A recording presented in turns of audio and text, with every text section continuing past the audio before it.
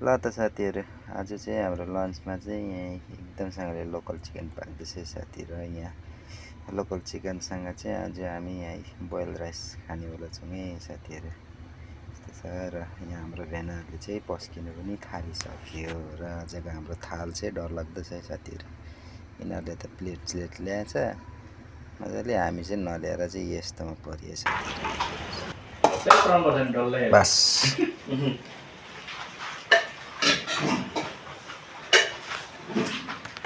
बिस्तारी खाऊ है भेना